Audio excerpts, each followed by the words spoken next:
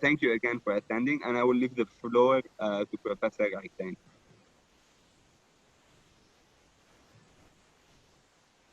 Okay, thank you, Joe.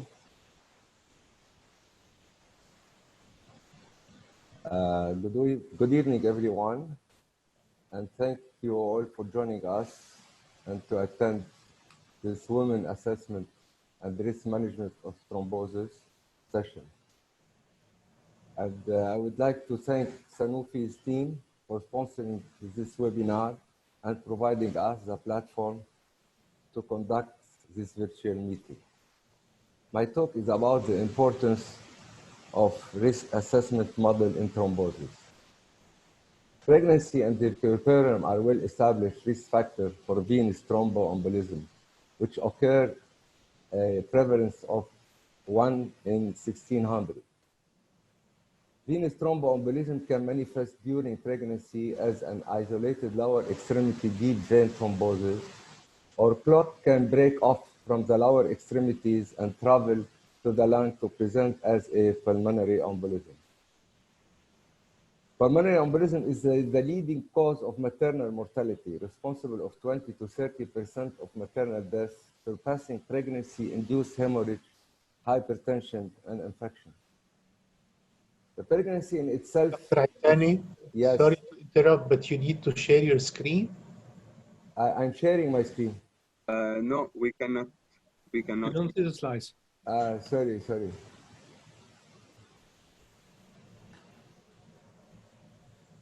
I'm sharing my screen. Wait a second. Yeah, right, maybe that's it. It's okay now? It's going to be right. Yes, that's Nice, now nice. we can see it. Perfect. Okay, sorry. Okay. So I will repeat what I said, but the pregnancy in itself is a risk factor for the development of VTE, with a reported of 10 to 20 times higher compared to non-pregnant women. All patients should be risk assessed on admission to hospital and should be reassessed within 24 hours of admission and whenever the clinical situation changes. The thrombotic risk assessment model helps increase the use of thromboprophylaxis for obstetric and gynecology patients. But the VTE is a common and potentially preventable disease in out and hospitalized patients. VTE is the sixth leading cause, as we know, of maternal deaths in the United States, which results in increasing admission in ICU. The triad of Virchow described the three broad categories of factors that contribute to thrombosis: the hypercoagulopathy, the hemodynamic changes like stasis or turbulence, and the endothelial injury or dysfunction. So these three triad lead to thrombosis risk.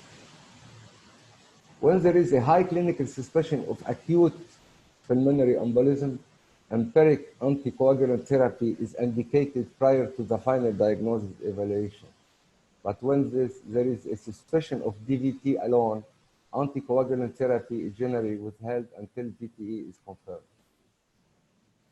So for pregnant women, adjust dose subcutaneous low molecular weight heparin is recommended rather than adjusted dose intravenous unfractionated heparin or vitamin K antagonist. Briefly, I'll talk about the antepartum risk factors because I think Abdullah will talk about more in detail. There is a multiple births, varicose vein, diabetes, UTI, prolonged hospitalization, inflammatory bowel disease, BMI more than 30 kilos per square meter, maternal age more than 35 years, air travel and immobility and others. And the postpartum risk factors, among us, there is cesarean section, medical comorbidities, BMI more than 25, obstetric hemorrhage, stillbirth, hypertension, smoking, eclampsia, postpartum. All these factors should be taken into consideration to rule out any VTE or PE. The Caprini score is based on the venous thromboembolism risk factor assessment that predict risk and probability of VTE or PE. The significance and usage of the score is more important as the risk of VTE can be of up to 30% in some surgical patients. There are several factors taken into consideration, weighted with scores from 0 to 5. The score is calculated by summing the point values, and the higher the score, the total score, the greater the VTE. Sorry. Yeah. So we have to add, you know, all about, you are familiar with the Caprini score. We have to add 1 point for each of the following statements that apply now or within the past months. Which is between 41 and 60, and all these criteria, all these signs, and other risk factors such as smoking, diabetes requiring insulin, chemotherapy, and blood transfusion. And on top of that, we have to add 1 point for women if she is on birth control pills or hormonal replacement therapy, if she is pregnant, of course, and she had a baby within the last month, and she has history of unexplained stillbirth infant, recurrent spontaneous abortion, premature birth with preeclampsia and eclampsia or growth restricted infant.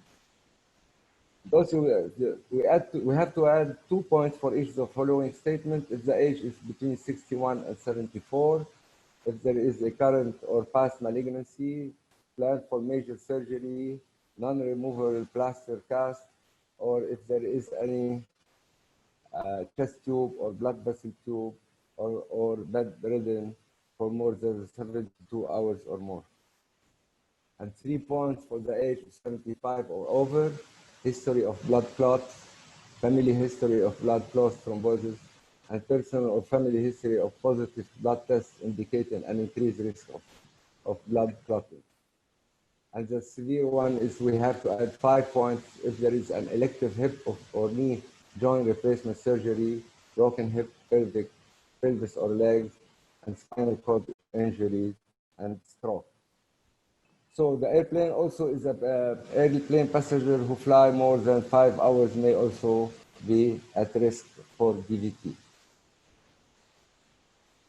The Panicky, this is another table. There is the score of Caprini range between category low to category high. If we have a sum of 0 to 4 total score number, it's low, 5 to 8 moderate, and more than 9, it's high.